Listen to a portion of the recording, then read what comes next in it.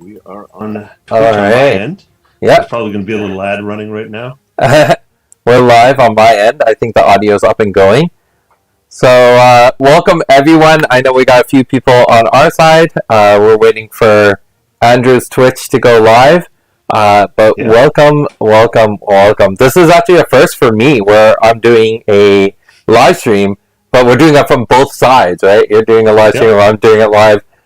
So we're going to have a lot of conversations going on. So I'm excited about that. Welcome, everybody. I'm here with Assad, creator of Genesis. This is for my audience. Yeah. Introductions. And we're joined by my son, who plays Genesis. Yeah. So, and Andrew, you want to introduce yourself to my community? Absolutely. My name's Andrew Volkowskis, and I'm the creator of Fate of the Norns. It's a line of Viking tabletop games, so card games, board games, and role-playing games. And Nice. Since Assad and I both have Kickstarters running right now, we figured it'd be really fun to have a Twitch stream together, a live stream, and just kind of chat and catch up. Because it's been, the pandemic. We haven't seen each other since the pandemic Yeah. down. I believe it was, I want to say GriffCon was the last time we saw each other? No, I didn't go to that one. It would have been probably Breakout in Toronto, no? Oh, yeah, Very likely, yeah. Yeah. That we saw each other. So there were 3 cons in total. There you go. Raph remembers. Yeah, of course. So Raph, you asking if you can record it? Sure, go for it. Let's record this. Alright, nice. Alright, so... You have to give me permission, though. Oh, okay. I don't know how to do that. You know what? I know I'll have this video. Yeah, let me record it on my end. And then I'll send you Recording in progress. Yeah. There we go. Yeah. We're in progress. Got it. Yeah, Alright, I'll put it on my awesome. YouTube channel. That's true. Yeah. Raph's got his own YouTube channel. Okay, yeah. I heard that my mic is a little off a little bit. Let's see if I can... You've got a little bit of that robotic, I know. like After Effect echo happening. Yeah. It might have something to do with the Toronto Maple Leafs. I know. I've been doing so many videos today, and it's been crazy. And I'm not used to recording or doing live streams at my dad's place as much. So I don't have my normal gear, my normal equipment. Jeffrey, let me know if the sound's a little bit better now. And I had some people asking me if I sleep. I'm like, no, I don't sleep. That's not a thing. We both know that. Like, you're working on these projects all the time. There's no time to sleep. 7 days a week. Yeah, What's I know. the weekend? What All the hell's the that? time. Let's talk about our relationship, how we met, and kind of the scene from there. So, the story from my end is meeting Raph at Breakout Con, and that was such a great experience. You were there with your cousin. You learned how to play Genesis. It was adorable, and I remember being blown away at how quickly you got an understanding for the game and just like gravitated towards it. It wasn't super hard for you to grasp. You were playing it right away. You were fluent. And I think that when I taught it, it was the both of you playing against each other, right? Like, you weren't playing against me, right? The thing with me and my cousin is that, I mean, even now, whenever I visit him, there's just always card games going around. We're always playing against each other in Magic or Pokemon. It's kind of just like one of the main things we do. Nice. And I think that's why Genesis, it was just good for us to play against each other. Good. That is great to hear. I'm happy to know that, like, if you come from a background of playing other collectible card games, that this one is something that you can jump into relatively easily. Yeah. And then when I came to Ottawa for GriffCon, I remember my wife and I being super nervous. It was our first time doing a convention outside of Ontario, outside of our driving distance. We stayed at a hotel. We were scared. We were like, are we there too early? What are we doing? And we walk into the hall, and all of a sudden we hear Raph being like, it's you! Like, recognizing us right away. And all of a sudden we started feeling so much, like, so calm and so happy. And to find out that our booths were right beside each other. And then that's when I met you, Andrew. And I was It was at Can Games. Yeah, that's it. Can games. Can Games. That's it. Not Yes. GriffCon. It's Can Games in Ottawa And at the curling club. yeah, I was so envious of your booth. It looked so pretty. Oh my Well, goodness. look at all the banners behind you right now. You've caught up and surpassed me here with all those banners. Oh my Beautiful. goodness. And you were our, you were the family that took us in. I remember this one time we had someone come play the game, and we need to re-sanitize the booth afterwards, and your wife giving us like the Lysol wipes and sprays, and like you took us in and made us feel like we had a family. So first and foremost, thank you for that. Thank you so much. Oh, Sophia's the con mom. Whenever she comes out to the conventions with us, it's like everyone's fed, everything's taken care of. Like she's always like doting over everybody. Yeah. So everyone's there's no starving in the booth like we normally do when we go out to the long road shows. But you guys were awesome neighbors as well. I remember Can Games. I mean, it was kind of a slowish con, so we ended up talking a whole lot at that convention. And I don't think we sold too much. I ran a bunch of demo games of the RPG, but it was a very it was like a sleepy town kind of con. It wasn't a big one like a PAX or a Gen Con or something like that. Goodness. I haven't done a big convention like those. How is it doing something like that? Oh, those are oh my god, it's nonstop. So for like Gen Con, I usually go with a crew of like 6, and on a Saturday we have to have like a whole game plan, which is like 3 people inside the booth, 3 people outside the booth, because there's just a wall of people around the booth. And so there's there's people trying to get to the booth, like, oh, what's going on over there? So you need people that are outside your booth to actually hold like product and show it off to you, this is RPG or this is our card game. And so it's a whole different beast than some of the sleepier Canadian cons that we're used to. Yeah. All right. So now that I think we've got quite a bit of an audience kind of trickled in, I want to make the announcement. So both Andrew and I are running Kickstarters. I know on our side, I put the links to both Kickstarters in the description below. So if you're watching, let me put that in chat. Yeah, let me do that. So if you want to go check those out, and we'll be talking about those a little bit later on in the live stream. But I figured this is a good time. Actually, what everyone is experiencing right now, which I'm really excited about, is it's 2 friends catching up after years of pandemic. Like every convention I went to for a while, when we were the new game on the block and no one was giving us like a second look, and you were always there at those conventions, and I was like, yeah, I love that guy. He makes these conventions feel like home. So I love to see the success of everyone in my industry, and that's why whenever I saw you coming out with like new set of cards, and everything was growing, and my kids would come running back going, I need another set of Genesis cards. Then I'd be like, all right, here's another $20, here's another $40, here's another $60. go and support Assad and company. Absolutely. Hold on, let me just post both URLs before I forget. Yeah, these are both Canadian games. You're based out of Quebec, right, Andrew? Yeah, Quebec. Yeah. So absolutely. Quebec and Ontario, both Canadian games. Raph, you showed the Alpha Box. You want to bring that back for a second? Yeah, sure. It's a collector's item, that one now, I think. This was, I believe, like the newest thing you had. Wait, this is the newest thing you had when we were at, what's it called again? The Can Games. Can Games, yeah. Yeah. Could it be Can Games? Yeah. Does it bring back memories? Yeah. So it's crazy because the Alpha Box recently sold on an auction for like $800, $900.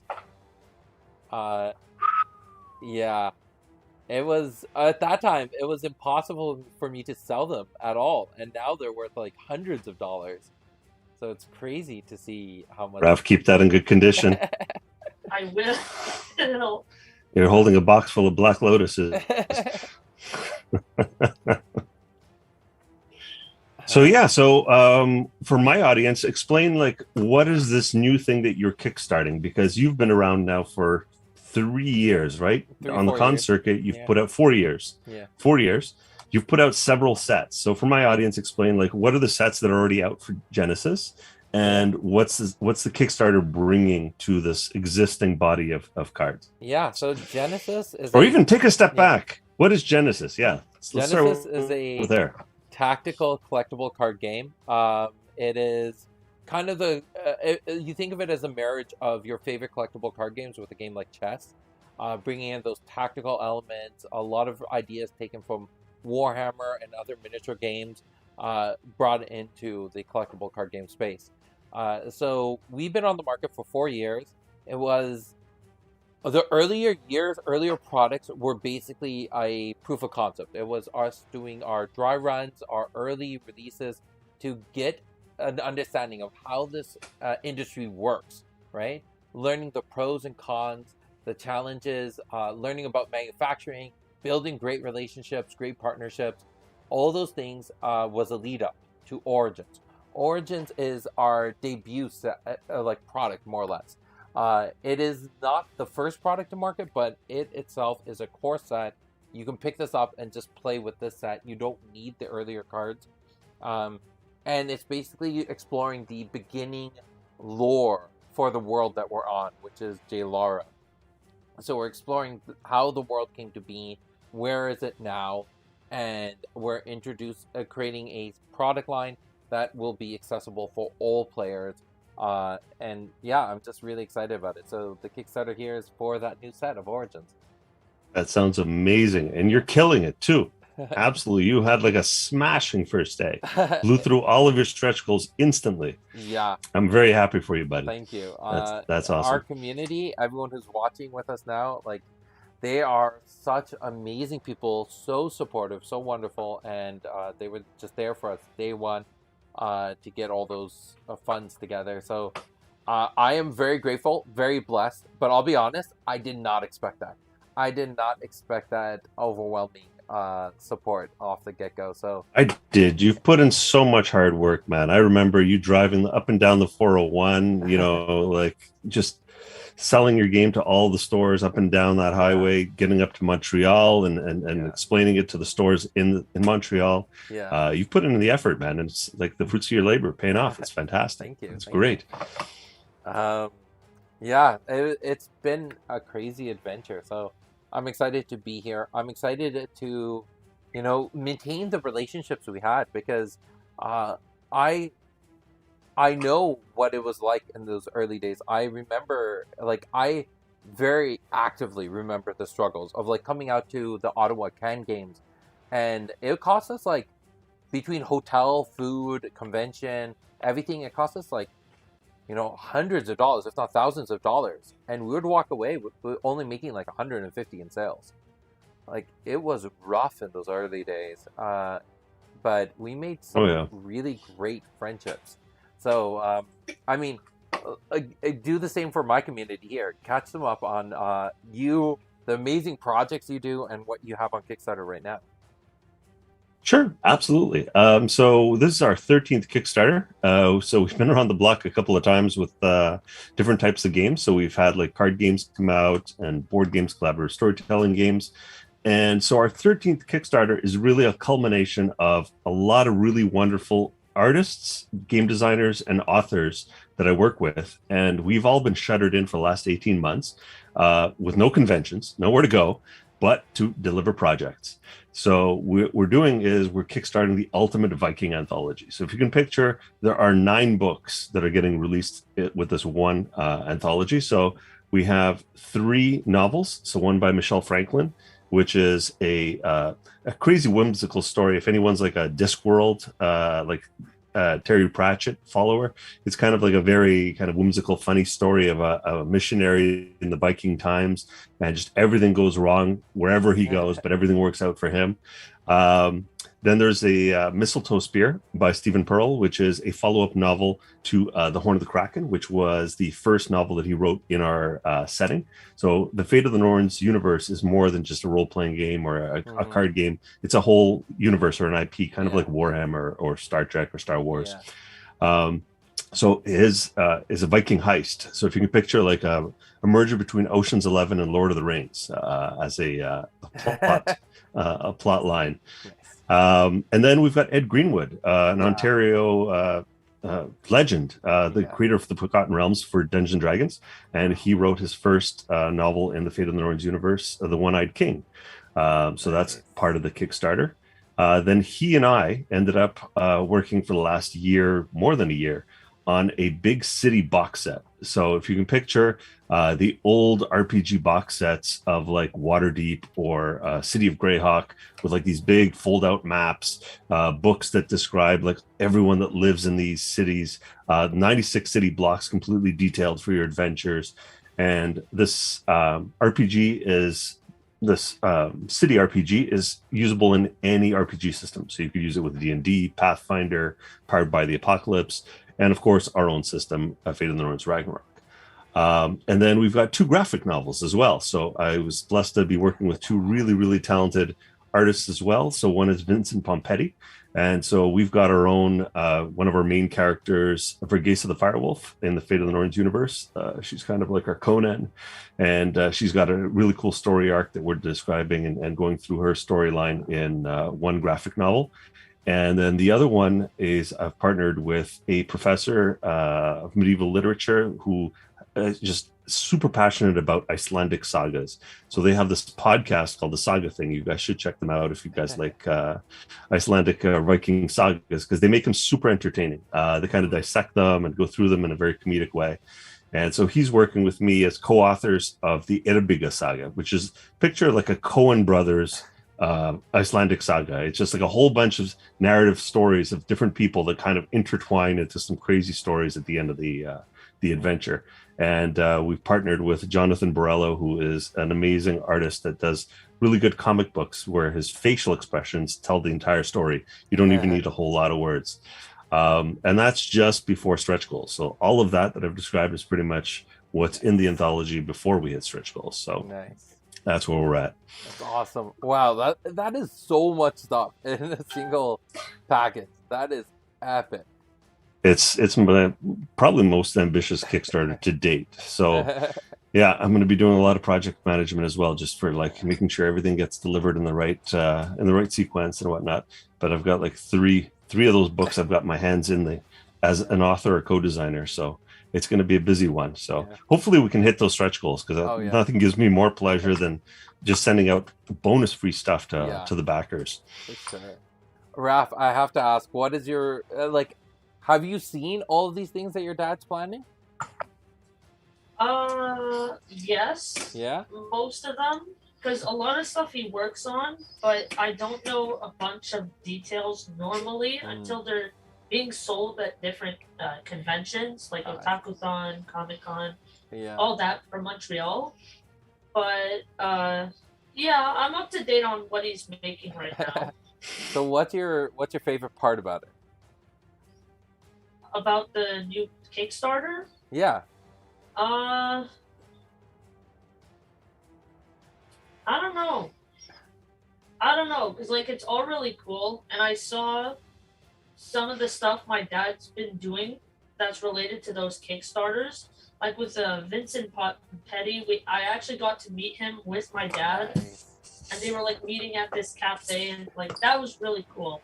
Yeah, we got that book that my dad's holding up right now, and we even got it signed with a little picture. He painted this. So you know how you would get something signed? He actually took watercolors and painted this. This is actually done right there on the spot, and then signed that for F. He got that done in a minute and a half. Yeah. It was really good. Wow. That's dedication, man. Yeah. Artists. It's not just like a Sharpie and a weight. Nice. So speaking of artists, who are your artists? Give a shout out to the talent you're working with that's doing those beautiful banners behind you. Yeah, our art team, Damian is our art director. He was here actually for our championship in late November and stayed until the launch of our Kickstarter, and then left. Our Kickstarter launched on December 1st. So he was there, and then his flight was that night. So he saw the Kickstarter, we went out for lunch, and then packed his bags and then left. It was intense. So Damian, during the Kickstarter, we did a launch party. So from 9 a.m. till 10, everyone was on Discord chatting, and they were pitching ideas to him, and he created this epic rabbit warrior thing, which we'll find some fun uses for it for the community at one point. And then the thing I love about our artists is that a lot of them are close personal friends. Like they went to school together. So Hmm. Demyan and then his best friend Philip, and then their friend Mario and Alexandra. Mario and Alexandra are a married couple, and they all went to school together, which was awesome. And then we started bringing in some more artists. So Mikhail, who joined the team and has been killing it. He's the one who did this champion here and this champion there. He did such a phenomenal job. So I think I have most artists up somewhere behind me. Yeah, that one is really striking with the dark background and the light hitting the white dress. That one really draws the eye to that banner. It's well done. Definitely amazing. Mikhail and the entire team are just phenomenal people, and they love the project very, very deeply. So I'm excited to be working with them. Got the game design team. I know on our side, Alex Miller is part of the chat here. He's been a very passionate member of our team and has been perfecting the game, because I've taken a step back from the game design as much. I'm now spending most of my time in project management and doing the CEO stuff, and Alex has been taking over the game design stuff. So Origins is also his debut to the Genesis scene, and I'm so proud of the work he's done. Him and his team, he killed it. And then we got some writers on our staff. So Carl, who does a lot of our lore, and Brad does. He's our editor. And the two of them are just doing such a great job. There's this one comment that came in that I have to scroll up a little bit to find, but Vince put up a thing saying, "Raph, I don't see a price on your starter kit, the alpha thing. Please send me an invoice." So wait, hold on. I didn't hear that. Pardon? He said, "There's no price on the starter kit that you held up," and he was like, "Send him an invoice. He wants to know how much you're willing to sell it for." I don't want to sell it. Sorry. And then, there was just a lot of people excited about us talking about things. I keep my chat up so everyone can see what everyone else is talking, because like I was telling you earlier, I stream on Twitch, YouTube, and Facebook, so sometimes they can't see. Yeah, you're a total pro. I've got like two assistants that help me out with all the streaming stuff. I'm an old grognard. I'm like, what's Twitch? What's Twitter? Aren't they the same thing? Yeah, I know. It's a lot of work to do all this. Like, we put out live streams every Tuesday night, and then we do. I try to put up vlog videos every day during the weekdays. I was doing vlogs every day of the week, and it's just so time consuming. Like, I don't know how people can do it. It's, oh my goodness. So we were streaming, I think, since GaryCon. So we started in March of this year, because GaryCon was virtual in end of March. So we wanted to stream a bunch of our role-playing game over Roll20. So we ran a bunch of virtual games at the convention. And then we figured, ever since then, we were like, it was really nice to reconnect with everyone that we used to go on the road with. Just like with you, it's so nice to see you and talk to you. And we felt that exact same connection back in March with everyone that we used to share a booth with. We said, wouldn't it be nice to just have a regular, let's get together and just chat online with a couple of drinks. And then some people were like, well, why don't you stream it? Because you guys will be talking about Vikings and stuff, and the audience will like it. So we started that, and that went a couple of weeks, and we're like, that's fun. And then we said, Thursdays, why don't we just stream us playing like Valheim? And so we started doing that. And the next thing we know, we're like, let's invite some industry people that we know, that do Viking stuff. And next thing we know, it's like, we got a schedule. And now we're streaming twice a week. And we're like, how did this happen? And now we're at today's stream, and this impromptu stream is stream number 35 of our Fireside Chat, the Tuesday one. So 35 of these. Yeah, we just hit our 52nd live stream earlier this week, just before the Kickstarter. So our Kickstarter, our live stream, which announced our Kickstarter and everything, was our 52nd, a full year's worth of live streams. So it's like everything kind of led up to this one big moment. It was awesome. Yeah. Well, it's so nice to be back on the road too. Like Raph and I did 2 local conventions here in Lachute, Quebec. So this summer it was the very first one, and it was so nice. Like both of us, and it was an outdoor convention, and I was like, how rare is that? You got an outdoor convention, like a flea market kind of style. And I was like, nobody's going to come by. But then like tons of people were just eager to be out of the house post-pandemic. They're like, oh, tell us about these Viking books. And, you know, you start talking about a role-playing game, and in rural Quebec, it's just going over their heads. They're like, I don't understand. But, oh, card game. Oh, is this a trick-taking card game? Oh, yeah, I'm sold. All right, give me one of those. And Nice. oh, these are novels? I can wrap my head around that. Yeah. Wow. So I'm gonna drop a little bit of a spoiler for my community, but something that's been on my mind is that I do want to, in the future, develop my own RPG. And it's been something that I've been super curious about. We have a wonderful lore and IP that we can use. And I've been meaning for a very long time to reach out to you and talk to you about the design process of an RPG. So let's pick your brain. How do you start designing an RPG? Well, it really comes down to what are your design goals. And so when I first started, and when I didn't know anything about game design, and this is like back in the 80s and early 90s, even throughout the 90s, I was kind of learning and tripping over a lot of mistakes and stuff. It was all about like, oh, let's do some cool mechanics first, and then like build some around mechanics.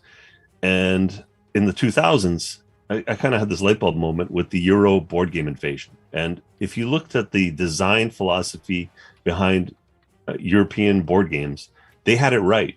Their very first priority is, what play experience do I want to have at the table?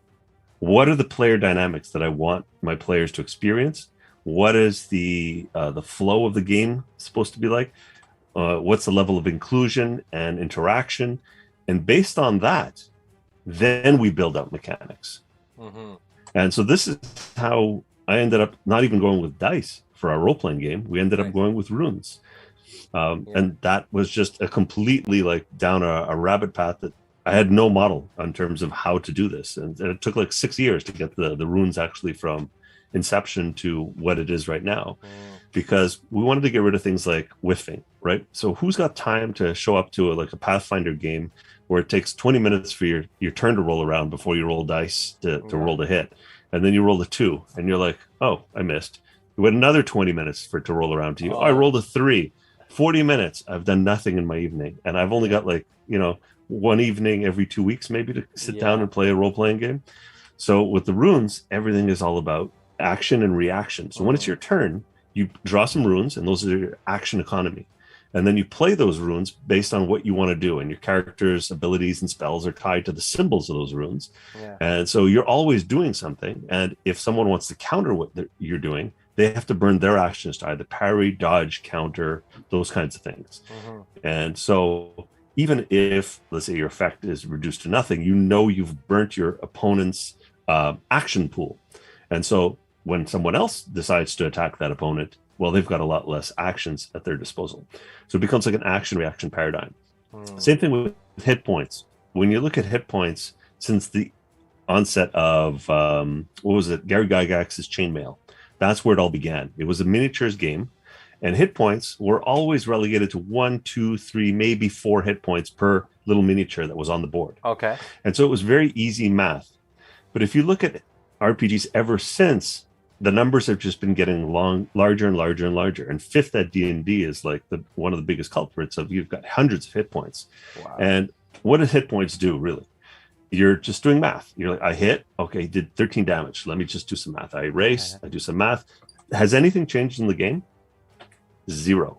The only thing that changes in the game is when you hit 0 hit points. Everything until that point is you're just doing math for the sake of doing math. So I wanted to get rid of anything that you're doing at the table that detracts from the experience. You shouldn't be doing accounting for the sake of doing accounting. You should be playing the game. Yeah. And so with the runes, the way it works is you've got a bag of runes, and your bag of runes is your life total. And when you draw runes from your bag for your actions, but when you take damage, you lose random runes out of your bag.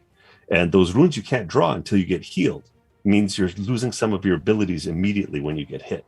So every time you get hit, there's an immediate impact on your character, and there's no lookup tables, there's no math. It's just reach in, pull out some runes, you've taken damage. And the visceral effect is there. And so that's kind of the design philosophy after, trial and error and learning and looking at other design principles from other domains. getting applied to like the RPG space. Yeah. So it's exciting to hear that you're going to be creating an RPG, and we'll definitely have to talk. We'll definitely have to talk a lot more. That's awesome. Yeah. RPG. Wow. Yeah. You got Raph? It's one of those things, like, I grew up playing Diablo, Final Fantasy, like video game RPGs, not so much tabletop.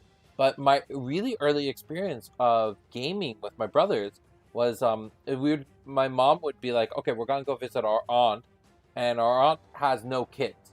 So it'd be the four of us brothers trying to pass the time. So one of my brothers would take a graph piece of paper and draw a dungeon on it. And then he would be like, okay, during the car ride, you three create your characters. And when we get there, we're going to go through the dungeon. And he would create the campaign. He'll create all the monsters, all this kind of stuff. And eventually he had a book of all the stuff that he could easily draw from. And this is what we did. Every time we went to go visit someone's house, my brother would make these campaigns. And I remember doing at least like 3 or 5 times. Like, it was a few times. And I just had such a blast with it. So a lot of my game design experience and a lot of my influences come from video game RPGs and my brother doing this. So I've never played D&D. I've never played Pathfinder or those other like more formalized tabletop RPGs. But I think on one end, it's a blessing because I can do something. I have a different perspective coming in, but it's also a hindrance because like I don't know what's on the market. I don't know what other games do. So I'm going to spend my time doing some research, but it's definitely something I'm interested in doing. I think you should start by writing down your ideas and your approach first before you get contaminated ideas from what's out there already. So have your idea. Seriously. Think of how you would like to play it and write it down and then do research and then see what works, what's out there. And then you can refine your idea afterwards. Because the worst thing is then if you haven't written anything down and then start looking at everything that's out there, then you'll forget what your initial idea was. You go, oh, that's cool, and that's cool, that's cool. And then you'll start cobbling together something that's already out there. And it's better to have that original idea that's in your head right now. Yeah. That just needs that refinement of what works, what doesn't. But I just appreciated the word you used. So when you said contaminated, and I was like, that's an interesting choice of word there. But yeah, I'm excited. Because a lot of the RPG space is very much, we're going to take something that already exists, we're going to add 5% change to it and release it. And that's it. That's all it is. There's no real innovation. Yeah. And now with Kickstarter and a lot of this new blood of designers coming in, it's so much more interesting. It's so much more refreshing in terms of what you see at the end of these Kickstarters, at conventions. It's a whole renaissance in our space right now. Yeah. It's amazing. And even your card game, I mean, the fact that you're playing with a board, you're not cloning something that's already out there, like a Pokemon or a Magic. You've got a completely different setup that's fresh. Someone walks by and looks and goes, oh, what are they doing here? Cards on a board. Yeah. That's the thing I found about... Go, Raph? When I had first seen the game board, my first thought was literally, okay, so this is Final Fantasy Tactics, but it's a unique setting and it's a trading card game. And I think that's why I really wanted to play it, because I love Final Fantasy. Oh, yeah. And the fact that, and like everyone talks about tactics so much, so when I saw the board, I was like really interested. Yeah.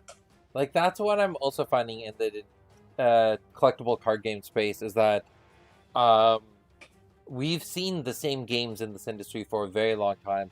Now we're seeing a really big change, and there are so many games coming out right now that make me very excited for the future of the collectible card game space. And the fact that we have the opportunity and the honor to add our name to that landscape, it's amazing. And I'm excited to see what the future has in store for us. But there's so much stuff I want to explore. But RPGs, I know you're the person I'm going to be reaching out to when it comes to that. Awesome. And don't overlook novels, because as much lore as you can pack into an RPG rulebook, the moment you have an author that steps into your world and starts writing a novel, even you as the creator of the world just take a step back and go, wow, I didn't realize my world could have this many dimensions. Oh yeah. It's incredible what they can do. So the first two authors that came and played Fate of the Norns and wrote novels was Scythe and Sword and Horn of the Kraken. So it was Chris Chalice from Ontario and Stephen Pearl from Ontario. Wow, lots of talent out of Ontario. And they blew me away what they did with the Scythe Kona. Scythe Kona is like a witch archetype. She deals in the unseen world of spirits, and she channels the spirits against their will sometimes to deal her effects that she wants to. But in the game, I mean, it's just described as I pretty much laid it out right now. But in the novel, they've got these spirits as like with personalities and talking in her ear and arguing with her and amongst themselves, and she's like, shut up, and like so it completely added that extra level of characterization to that archetype that, you know, now after that I was like, okay, now let's incorporate that into the role-playing game and into the role play at the table. And it all came from the novels. Like something that we have, and I'm proud of it, I'm really excited about it. It's not something that's on the forefront of a lot of players' attention, which is we have something called the Akashic Codex, which is our anthology of all our stories. And we're in, like, I think we just wrapped up chapter 22. Like, it's not super short. And I the first 3 chapters I wrote myself, and I occasionally get messages from people being like, oh, this is so well written. I'm like, all right, like, tone down. I know I'm not that good of a writer.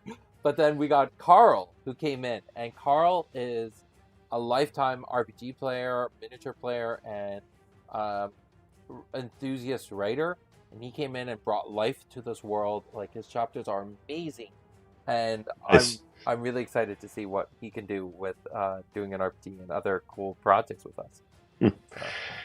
Well, just like you're probably going to come see me for the RPG, we've had a CCG in the works for the last 4 years too. I think I've told you this before.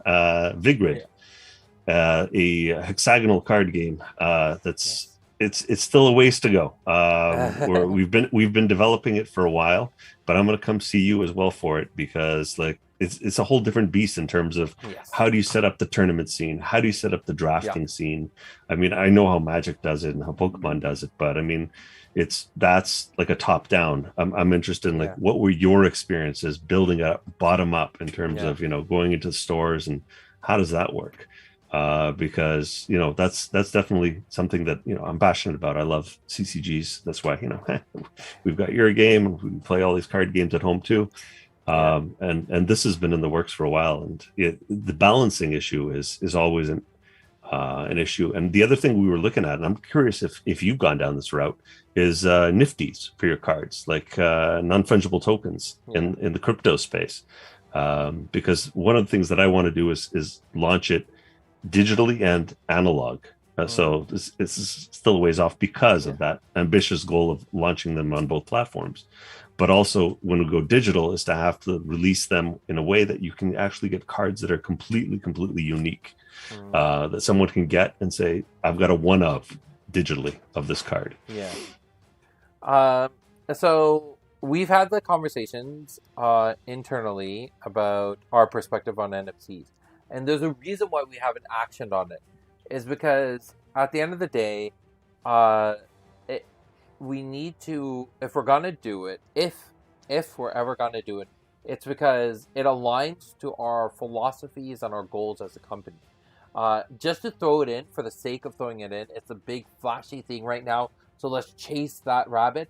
No, I don't believe that's a philosophy you should ever take. If you're gonna do something, make sure you're doing it because it makes sense and it adheres to your morals and your philosophies. So as of right now, I haven't been presented with a proposal that says something more than do it now because it's the popular thing, right? If they're presented to me saying do it because it will make this aspect of your game better, or make this aspect of your community better, better. Yeah, right? And you want to do it because it makes sense, not because it is the newest thing. So, I see this person. I'm glad to hear that NFTs are not as part of the Kickstarter as well. It needs to be done right and implemented well. Yeah. Like I've seen some games Yeah. chase it just because it's the thing to do, and they're making money off of it. But I've never been a person who would sacrifice short-term, sacrifice my morals for short-term gains. I would rather play do things the difficult way, but the right way, so that I am like when I launched Genesis in 2017, people were like, "This isn't possible. You can't compete in this space." I was like, "No, I believe I can. I can do this," and I stuck with it, and I did it the hard way, one store at a time. And now here I am, very blessed with a wonderful community that supports me regularly, and that's where my balance is when it comes to that. So if you're going to do it, make sure you understand the pros and cons and do what you think is right according to your community. But don't just do it because Agreed. it is the newest thing. Right. So, no, that's awesome. Well, I'm excited to see how your Kickstarter goes, and hopefully the campaign for it goes really well. So much stuff in there, and I think what'd be really cool is like I saw in your video the runes that you're putting in there, right? Like, is that part of the base Kickstarter, or is that part of the stretch goals? Yeah, it's actually inside the box. So you're going to end up getting, I don't know if I've got any of the runes handy. No, they're not on my desk right now. But yeah, so there's definitely going to be stretch goals that improve the quality of things. So there's the paper map that we got right now, which we can upgrade into a linen tapestry map of the city. That's one of the goals that we want to get to. The other thing was the runes right now come in at low cost, like punch out cardboard runes. Oh, okay. That keeps everything like as a low cost point of entry for these box sets, so we can actually not have to sell them for an exorbitant amount. But for a Kickstarter side of things, yeah, this is the wood runes. There's a sheet over there, maybe, of the punch out runes. So yeah, these are the wood runes. That could be an upgrade. I've got metal runes as well somewhere here hiding. Stainless steel metal runes as well. So there's several levels of upgrade that we can do given the stretch goals that we could reach. So again, it's like, oh, it'd be so nice to get to these stretch goals. So hopefully we can boost the signal for both of our projects by chatting about it, because that's one of the things in this day and age. It's the signal noise is so high. It's so hard to get the messages out. I find it's like even stores, they're like, we don't know what to order anymore. They go, there's so many Kickstarters, there's so many games hitting the market. They're like, we don't even know what to stock. Yeah, it is intense, and I can't imagine the pressure and the challenges that local game stores are facing these days. My message has always been to my community, like, I'm doing a lot of interviews. I mentioned to you earlier, I was actually, just before this, I was in back-to-back interviews. So for the people on, like, I was talking to Ben Trading Cards and Scheming Skeletons, and that's why I was late actually to connect with you today, because there's just like one interview after another, and you schedule like a 45-minute interview, but then you're talking to them for 45 minutes afterwards about life and other things. So and they always ask me, okay, is there something you want to say to the community afterwards? And my first thing that I always say is support your local game stores. This industry is hinges on them so much, and we do not give them nearly enough respect. So local game stores, content creators, they're so pinnacle for what we do. And I want everyone to support them to the best of their ability. And they took such a beating over the pandemic. So a lot of them had to close down completely. When they got reopened, didn't have any games in store. They could only do curbside pickup. But then the big box stores stayed open. The Walmart stayed open. The Costco stayed open. Amazon stayed open. And so the little guys got humbled, right? So it's like, it's extra important, I think, this season. And also same thing with, Christmas gifts. You could get something that comes out of a big box store, or you could support, a local publisher, a small store that does games or books or whatnot, or card games, and give those as Christmas gifts. Because instead of getting a CEO with his third yacht somewhere, it's going to pay for braces or skates for their kids. Yeah. No, Yeah, and the thing I love about the small publishers, people like you and I, it's very much the fact that uh, there's innovation comes from the people who are struggling, from people who are at the bottom. Like a lot of people at the top, they are innovating, but they're using big dollars and they're working on projects that are just not conceivable. Like Elon Musk, he's doing amazing things, and I don't want to downplay what he does on a day-to-day basis. But when you get companies who are at the top for a very long time, sometimes they forget that their role in their industry uh, is to innovate, to present something new to the community, to do something amazing. And if there aren't new entrepreneurs coming into that space, they often feel like there isn't a need to do that. And this is so. I love BlackBerry. I am a huge BlackBerry fan. I'm wearing BlackBerry headphones right now. I will. My last favorite phone was a BlackBerry, but I think one of the biggest issues that BlackBerry had was they believed that they were at the top and no one could ever take them down. And look where we're at Yeah. now. Um, it's we need entrepreneurs to challenge the status quo. Actually, one of the things I love from Mark Rosewater, who's the lead designer for Magic the Gathering, he says this, which is restrictions breed creativity. When you are thriving to survive, that's when you can do some really awesome things. That's when you think outside of the box a lot. When you get comfortable, that's when you tend to maintain the status quo. So I'm happy that you and I are on Those guys, though, Yeah. well, yeah. But Rosewater, I mean, talking about them, they had their foiling wrong on their cards for how many sets now? Yeah. You know, the foil qualities, either you get a Dorito card or you just couldn't even read the card. It was such bad foiling. Yeah. And then the other issue is they haven't been testing their cards at all for the last many sets, probably 2 years of horrible testing, to the point where I think they did a press release last week, or maybe it wasn't this week, that they said on Magic they're going to end up basically saying we're going to live balance new cards that just came out of a set on Magic Arena digitally, and they're going to be completely different from the printed cards. So they're basically giving themselves carte blanche to say, okay, we're just going to keep pumping out this product.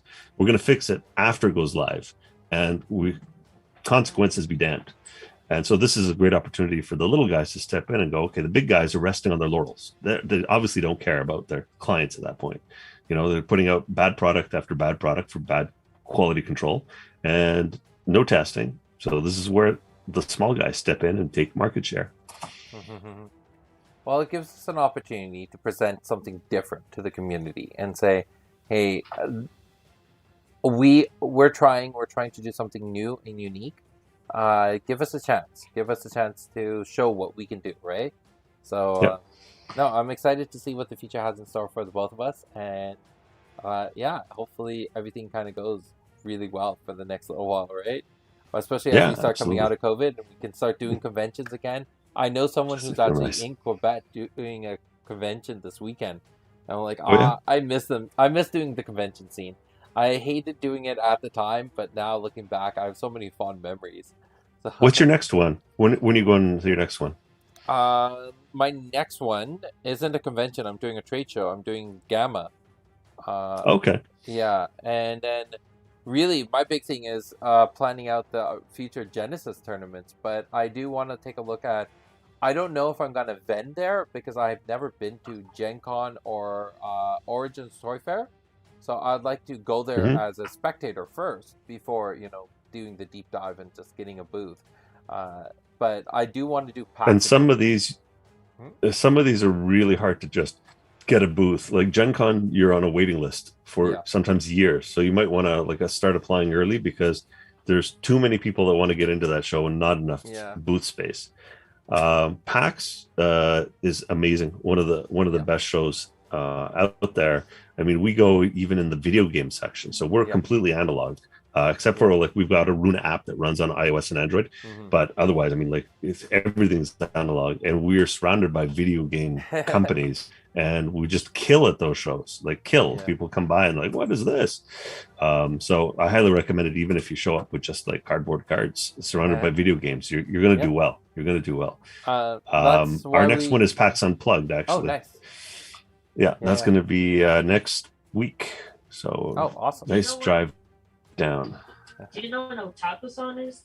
Otakuthon's going to be August of next year, 2022. Okay, because I love Otaku-san. So. Yeah, Montreal Otakuthon. So come on up for that one.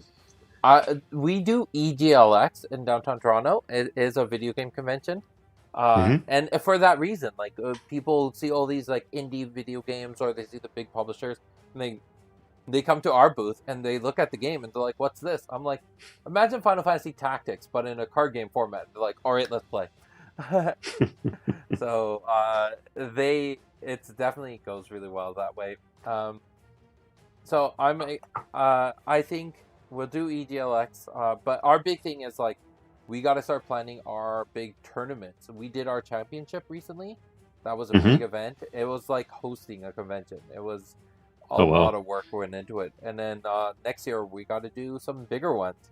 I know my community is definitely looking for some big tournaments to play in for next year. So hopefully a few in the States and a few in Europe as well, because we have a huge following in Europe as well. Nice. So I'm hoping that we can get that spectrum going. That's very good. Yeah, Europe's always got a really thriving tabletop scene. They've had it for a long time. Like France is a huge hub for role-playing games. Oh, okay. Germany, they love their board games. Iceland's invited us to go to Viking conventions, so we've got to get out there for that. And we've got like 2 licenses so far, which is French and Spanish. But just last week, I got approached from a company in Brazil to do a Brazilian license, Portuguese license. Yeah. I say Brazilian license, Portuguese language license. So I never thought I'd see like Vikings in Portuguese. My wife would be happy. Oh, that'd be awesome. All right, I think this is a good place to kind of wrap it up. Before we go, let's give one last shout out for our Kickstarters and letting people know where they can go. So if you want to go first. Sure. So we've got a Kickstarter running right now. It's called the Ultimate Viking Anthology. It is a role-playing game and a whole bunch of books and graphic novels. So you can come check it out, back a book or back the entire anthology. Yeah. And then on my end, we're doing the Kickstarter for Genesis Battle of Champions Origins. It is the latest set in Genesis, and it'll be a good kind of the launching point for any new player to get into the game. But our big recommendation is, since the game's already on the market, if you want to go learn how to play Genesis, go to your local game store, pick up a starter kit, learn how to play, and then after you learn, go back us on the Kickstarter if you enjoy it. So, no, that's awesome. All right, thank you, Andrew, so much. All right, Assad, thanks for putting this together. And Raph, thanks for joining us. I miss you so much. It's going to be good to see you again soon. Yeah. All right. Thanks for everyone coming in and tuning in. Skål. Take care. Bye. Bye. Boom. All right. My stream is